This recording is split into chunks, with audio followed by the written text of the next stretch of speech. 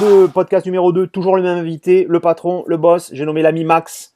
D'accord, il n'a qu'un défaut, c'est qu'il est pour Clemson, alors que je pense que l'université des Rogers, là où a été inventé le football, c'est vraiment beaucoup plus roots, mais ça, on va pas en débattre ici. Ce qui fait qu'il pense que Sharon Pix reste un bon joueur, alors que franchement, c'est une chèvre. Ça, c'est pour la partie. Allez, on passe. On va partir sur la partie 2. La partie 2, c'est les prospectives. On est en 2019.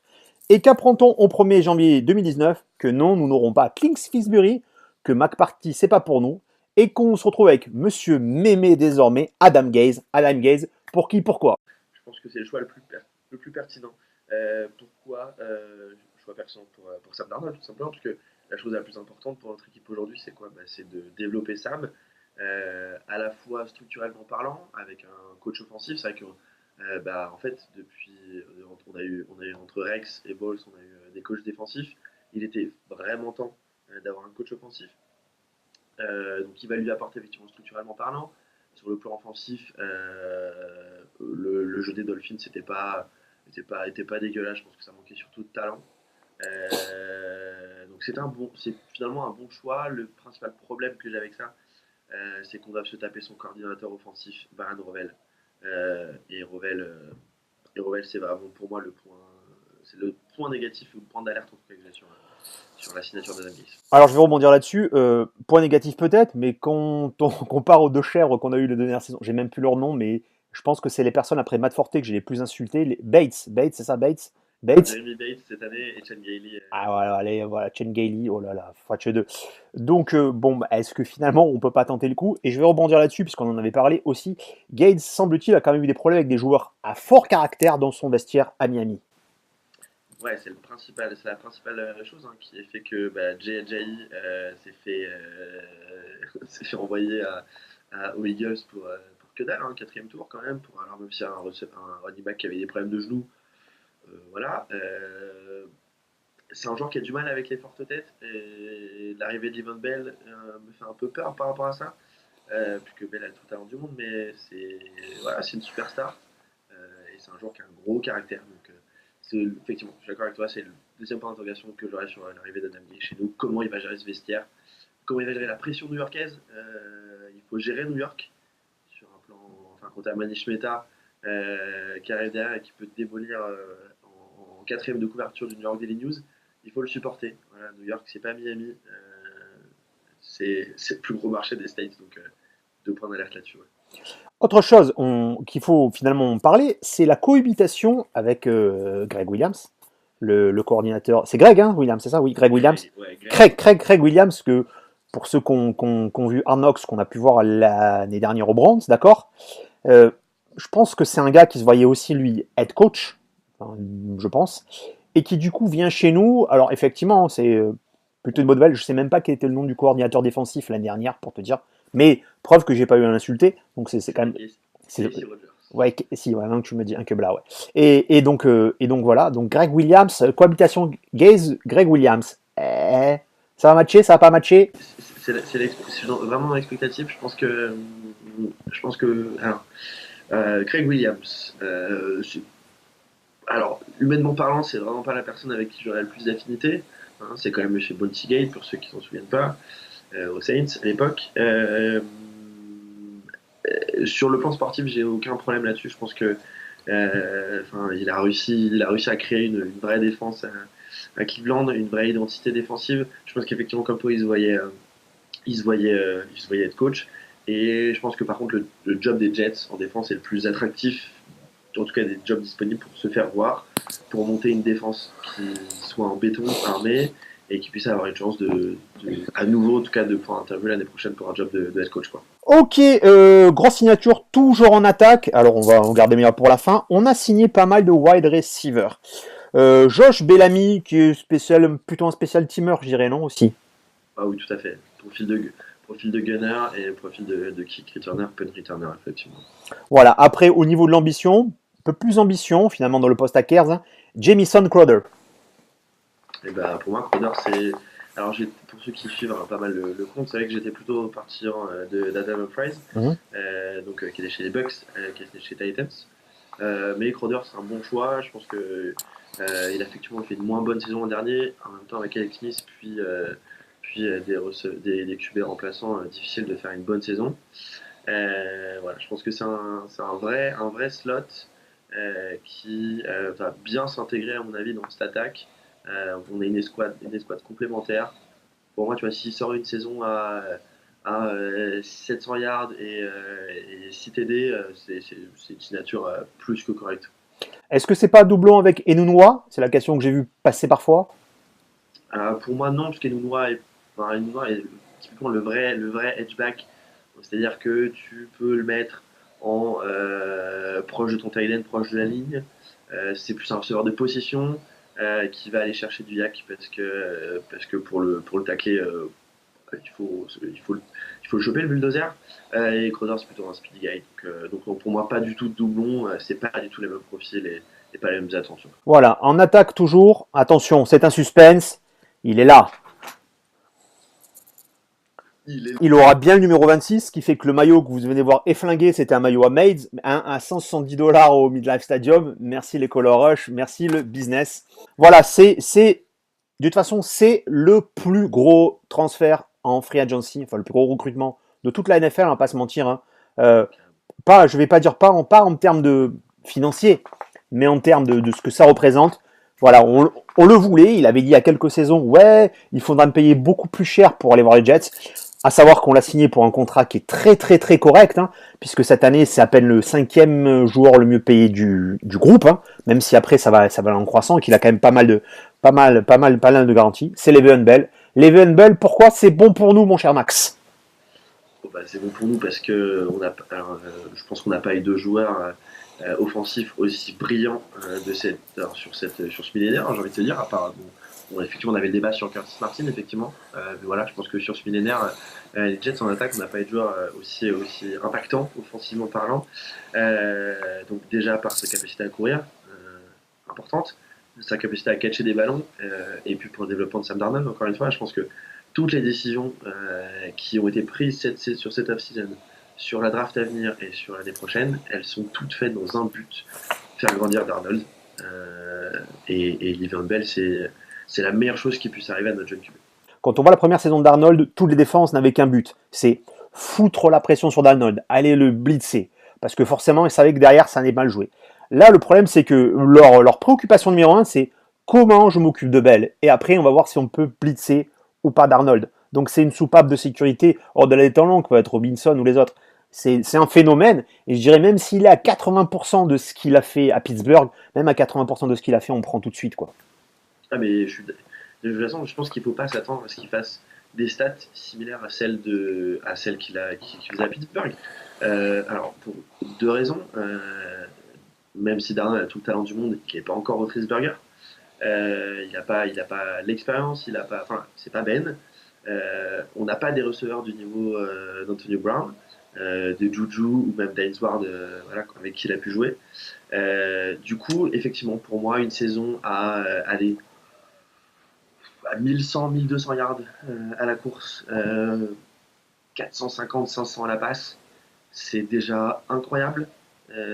Voilà, une saison à 1600, 1700, tout confondu, une dizaine de TD, voilà, ça serait déjà extraordinaire et ça permettrait à Darnold et au reste de l'attaque d'avoir de montrer autre chose que ce qu'on a vu cette année. Voilà, et c'est très bien d'en parler parce que les gens ne comprennent pas le terme tout confondu. Tout confondu, c'est aussi un très bon wide receiver, Le'Veon Bell. C'est le running back à qui on a fait le plus de passes. On revient toujours sur l'attaque. Alors l'attaque, je vais faire par le plus gros. On a recruté donc sur la O-line Kelechi Osemele qui nous vient d'un trad avec les Raiders et qu'on a signé. Bon joueur au demeurant. Très bon joueur au demeurant. Un petit peu moins bon ces deux dernières. Alors, un joueur qui vient des Ravens, qui avait signé aux Raiders à la Free Agency il y a 4 ans, si je ne dis pas de bêtises, qui arrive chez nous contre quasiment rien, puisque en fait c'est un swap. On fait un swap avec de 6e tour avec les 14 places en moins dans la draft, dans les tours profonds où c'est. Voilà. Je me rappelle la fois où les Vikings, parce que le présentateur leur dit oh, il y a un Allemand, vous voulez pas le drafter? Il avait drafté. Donc, preuve que, ouais. Voilà, tu vois, carrément, enfin, je veux dire, c'est un choix en or. Donc voilà, OCBD, parfait. C'est un upgrade par rapport à Carpenter. C'est un vrai bowler, c'est un bon gros méchant d'ours qui va permettre, avec Calvin Mitchum en left tackle, permettre à l'attaque d'avancer, d'être bien meilleur que l'année dernière. Autre signature aussi en garde, bon, je pense un peu plus anecdotique, Tom Compton. 1,6 million. Steelers, je crois. Je crois l'avoir vu en jouant à Madden sur le. Chicago, pas Chicago? Ah, peut-être, t'as raison. Bon, en tout cas, voilà, anecdotique. Le remplaçant de Dakota Dozier sur le plan numérique, quoi. Oh, après, on a aussi Benjamin Braden, un tackle. Pareil. Ouais. Bah, écoute, remplaçant d'Ila Jalana en backup des deux, j'ai envie de te dire. Vite fait, on passe sur le kicker. Il est de retour, le Brésilman, Chander Cantazaro. Kicker correct. Ouais, kicker correct. Écoute, je pense qu'on va lui mettre un ou deux UDFA dans les jambes sur le training camp et puis on va voir comment il s'en sort. Comment il s'appelle, Ross Martin, là, le gars d'IBM. Le gars d'IBM, il prend un congé. Il prend un congé IBM tous les ans pour faire le training camp. Il est content. Oh, c'est ça, il prend 20 000 la semaine, il est bien, après il attend. Ben, le gros morceau. Le plus gros signature, un des plus gros contrats, je crois, enfin c'est un des plus gros contrats même de la Free Agency, tout confondu. CJ Mosley, un intérieur linebacker qui signe pour 5 saisons, 85 millions, dont 67 garantis, je crois, quelque chose comme ça.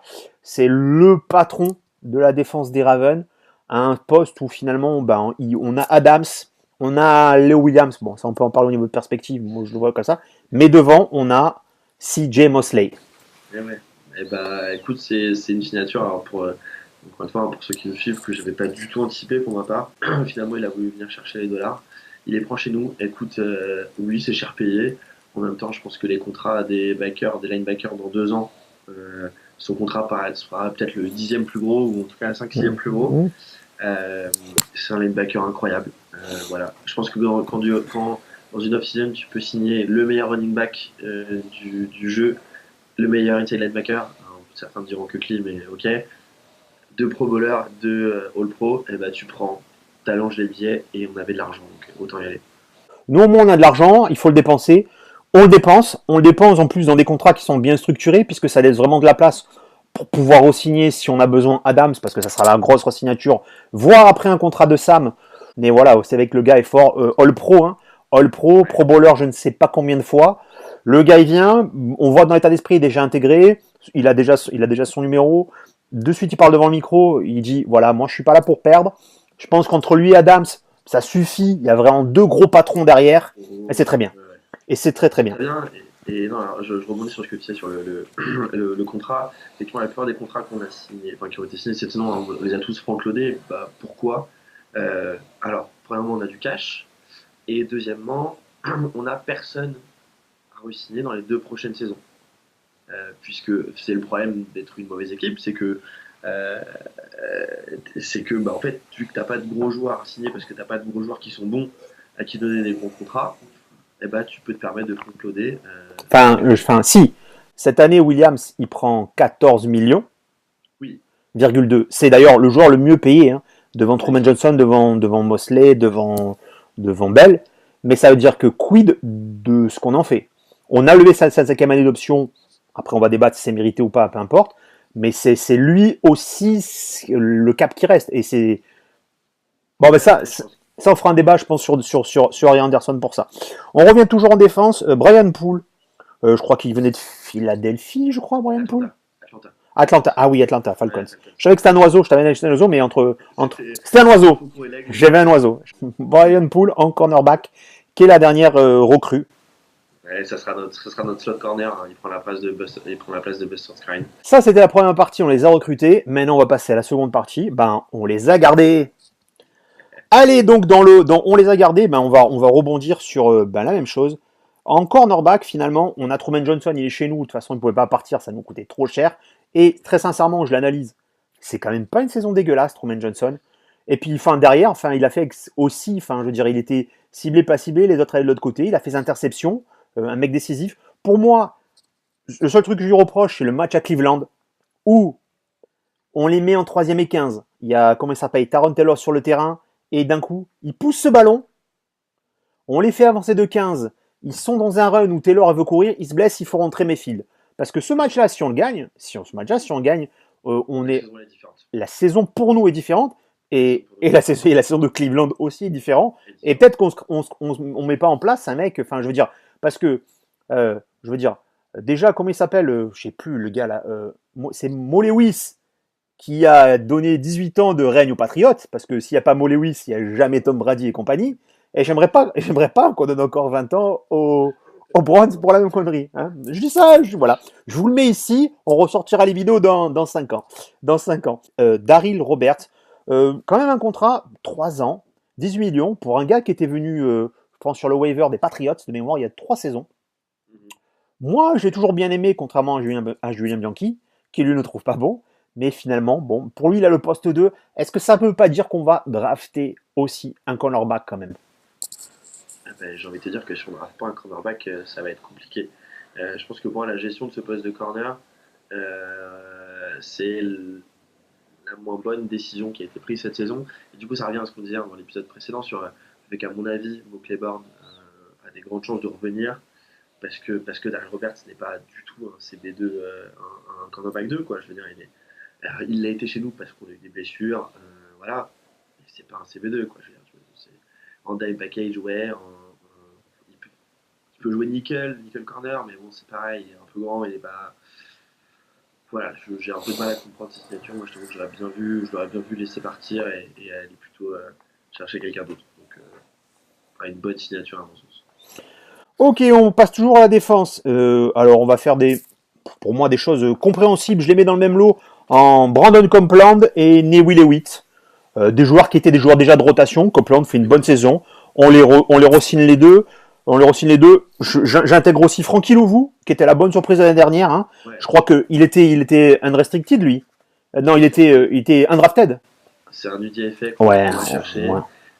Un joueur pour ceux qui regardent les matchs de Jets, dû vous faire beaucoup marrer sur le stream, parce qu'en fait, il porte, vous savez, pas mal de joueurs qui portent. Sam Henry, c'est un Tahitien. Moi, j'ai une photo avec lui, c'est un Tahitien. Il est là. Du coup, la plupart des joueurs de JD portent souvent deux bandes noires là, pour le soleil. Bah, Frankie, en fait, lui porte du noir tout Tout le temps. là, tout Voilà. là. Du coup, il a l'air d'un guerrier maori, effectivement. Voilà. Et c'est une bonne signature, parce que c'est vraiment un mec qu'on n'attend rien du tout, qui claque, je crois, 2,5 ou 3 sacs Oui, l'an c'est dernier. ça. Donc, Même chose, Anthony Wynn, c'est quelqu'un qui s'est révélé en fin de saison, LB. Ça, c'est des tout petits contrats, donc c'est pour ça que je l'ai fait assez rapidement.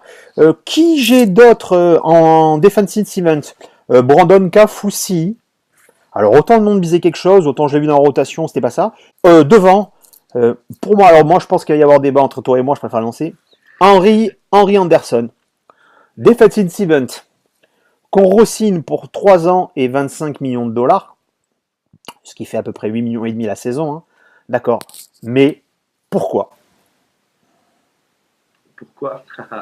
Alors, petite anecdote hein, pour ceux qui ne savent pas, mais euh, à chaque fois que je cite le nom de Dorian Anderson sur Twitter, sa femme Oui, qui est très présente. qui est très présente sur les réseaux sociaux. Donc, je vous invite, si vous voulez avoir ça, vous mettez le nom de Dorian Anderson sur Twitter, vous êtes sûr que ça va venir liker votre tweet. C'est toujours très drôle. Écoute, moi, je pense que c'est simple, hein, ça a été notre meilleur défensif l'an dernier. Ouais, dans une contractière. Donc, est-ce que c'est Son parcours, faut savoir que on va remettre ça au crédit de Mac. C'est aussi un échange. ouais, Un échange c'est contre un très bien. tour, ouais, C'est contre, fait. contre un tour obscur. Il n'en voulait pas. Est-ce que c'est pas doublon avec mon ami Léo Williams? Alors, je sais pas si c'est une indication du futur de Léo dans notre équipe, mais c'est un peu gros comme contrat. Mais en même temps, on avait besoin de cette continuité. Il a fait une super saison l'an dernier, il était là, enfin, vraiment. Il fait une carrière, je crois qu'il finit à 7 sacs. Voilà. C'est un peu cher, mais moi j'aime bien le joueur. Ah mais enfin, j'ai rien contre le joueur, hein, j'aime le joueur, mais un mec comme ça qui fait une super saison, à qui tu donnes tout d'un coup, et je pense qu'il y a pas mal de garanties hein, dans ce contrat, c'est Oui, ça, c'est qu'il faut, oui, c'est ça qu'il faut voir. À un poste où ben, tu dois prendre ta décision sur ton gros joueur, qui est le quatrième vendeur de maillot, hein, Williams. Hein. Je pense qu'avec Bell et Mosley, ça va changer. Mais qui reste ton grand joueur, qui est enfin, un de tes grands joueurs, à qui tu as donné 14 millions sur sa cinquième année, et pour l'instant, tu n'as pas renégocié non plus son contrat pour les prochaines années. Hein. Ça aussi, c'est quand même un signe. je pense que Léo Williams mérite son podcast à lui tout seul. J'ai envie de lui donner, je pense que cette dernière saison, est importante pour lui à voir ce qui va Eh donner dans bien, le système. eh bien, c'est une bonne idée. Nous allons faire un podcast très prochainement sur les Williams d'Aroli, sur les choix de draft. Tiens, un très bon choix de prochain podcast. Ouais, on va faire un Analy- podcast sur les choix de draft. Analysons les drafts d'Amac. Très bon choix. Merci, merci d'avoir rebondi là-dessus. Ça va donner du temps pendant que mon genou guérit. Après, toujours, allez, je l'ai fait éviter parce que je les ai un peu oubliés, anecdotique. Doug Middleton, on sait, en free safety. Bon, c'est vraiment un gars de complément. Mays étant, le aussi Mays, hein. Mays, c'est vraiment cette enfin, c'est second tour qu'on prend qui se blesse comme Smith, hein, comment il s'appelle, voilà, David Smith. J'espère que Mays sera d'aplomb. Bon, c'est savoir qu'il a commencé la saison de l'année dernière blessé. Et c'est peut-être là où il y avait un souci. Steven McLeodon, on en a parlé vite fait, qu'on a re-signé. C'est le papa des lignes avant, on ne va pas y revenir. On a re-signé Sterling en tight end. Donc à la draft, dans une draft fort en tight end, on va pas aller en chercher. Hein.